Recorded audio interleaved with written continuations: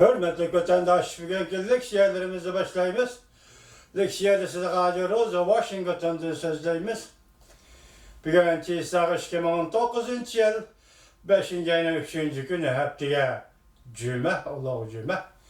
Leksiyanın mavzusu mundaq. Asker çekindiriş şartı bilen Taliban uruş to'xtatadigan bo'ldi. Afg'oniston Amerika tegishli sohbati boshlandi.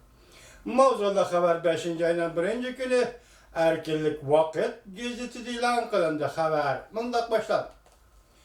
Leksiyani boshlashdan avval vaziyat bir jumla vaziyat kelar hafta mushu kunda yoki juma kunida Amerika Qo'shma Shtatlari bilan Jumhur Xalq Jamhuriyati o'rtasidagi savdo suhbat vakillar o'rtasida oyoqlashadi ekan yoki imzo qo'yadi ekan. Prezident Trump bilan Reis Xi Jinping qachon, qayerda imzo qo'ydi, bu to'g'rida xabar yo'q. Bu vaziyatdan shunda xabar topsanglar, bu hurmatli vatandoshlar.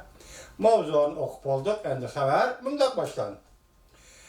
Amerika bugun 1. kuni 5. ayının 1. günü Afg'oniston Taliban qurolli tashkiloti bilan tegishli suhbatga boshladi. 17 yil davomlashgan urushni to'xtatishni umid qildi.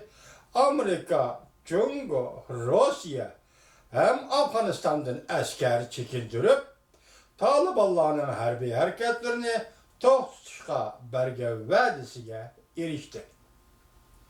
Talibanlarning harbiy harakatlarini to'xtatish to'g'risida bergan va'dasiga erishdi. Bu yerda gap Amerika askar chekintirdi, Jungo askar chekintirdi, Rossiya askar chekintirdi. Bu jumla xatomi yoki men o'zim xato his qilayotgandim bilmayman.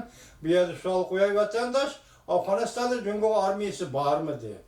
Mesela Afganistan'da Rusya'nın armiyası var mı yok mu diye.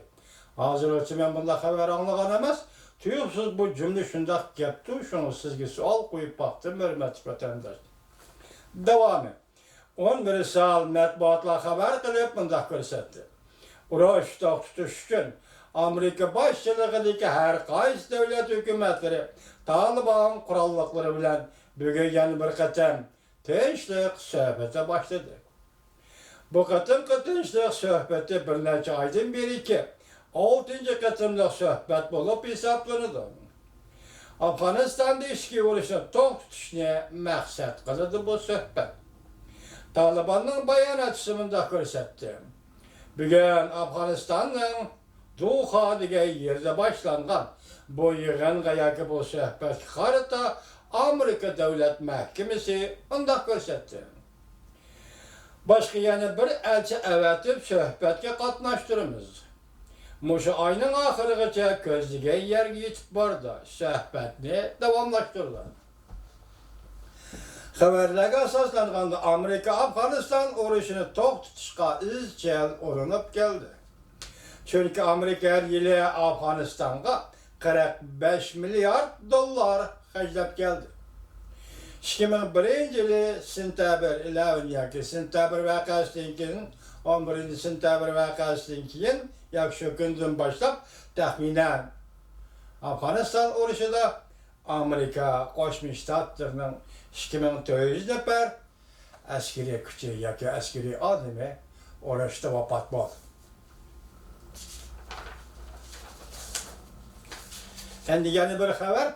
Gerçi size anlayan bolsam ama endime ötkendi degandek biz Uyg'urlar bunda haberlerini devamlı özara tarix tuturmiz. Şuna tayyorlab geldim vatandaş. Devlet İşler Katı Mike Pompeo Şinjan'da yani müstemlik Uyg'uriston ticaret qilayotgan Amerika şirketlerining o'ylanib 5 kishiga haydakchilik qildi. Mavzuda xabar 5. ayning 1. kuni Amerika ovozining Xitoy til programmasida e'lon qilindi. Xabar bunda başladı. Washington. Amerika Qo'shma Shtatlarining Davlat ishlar kotibi Mike Pompeo 3. ayının 4. ayının 30. günü bir savdo tijorat tashkilotiga nutq so'zlaganda bunda ko'rsatdi. Jungo Xinjiang zo'r ko'lamda nazarband qildi. Uyghur musulmonlarining nazarband qilishining ko'lam darajasi 20 asrning 30 yillardagi natsistlar Germaniyasining joyishlarga ishlatgan zo'ravonligining dardisidan olqib ketdi. Hamda Amerika şirketlerining Şinjan'da ticaret qilganda o'ylashiga, ish qilishiga haydakchilik qil. Devlet İştirakatı Mike Pompeo Amerika şirketlerining Jungo bilan savdo qilganda zo'r xatarga duch keladiganligi to'g'risida tadrijiy muhokama qilishni umid qildi. Devlet İştirakatı Mike Pompeo undaq ko'rsatdi. Biz Şinjan'da, yani mustamlika Uyg'uristonda zo'r ko'lamda kishilik huquqi ziyonkashlik qilinayotganligini ko'rib turdik. Ko'rib turibmiz. 1 milyondan ortiq kishilar nazarband qilindi. Bu insonparvarlik krizisi 1930-yillarda 20-asrning yuz bergan krizisining ko'lamidan eshib ketdi. Devlet İştirakatı Mike Pompeo bunda ko'rsatdi.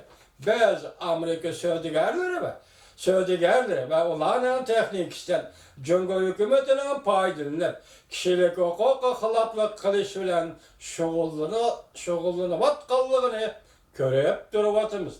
Bu chonqur o'ylanishga tegishli bir ish.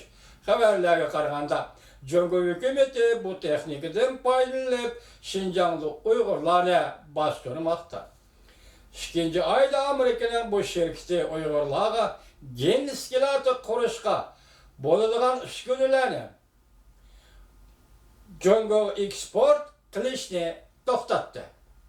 Birleşken Devletler Teşkilatı'nın mutaxassislar gruppasi o'tgan yili Jungo hukumatining 1 milyon Uyg'urni va boshqa musulmonlarni nazarband qilganligini aybladi.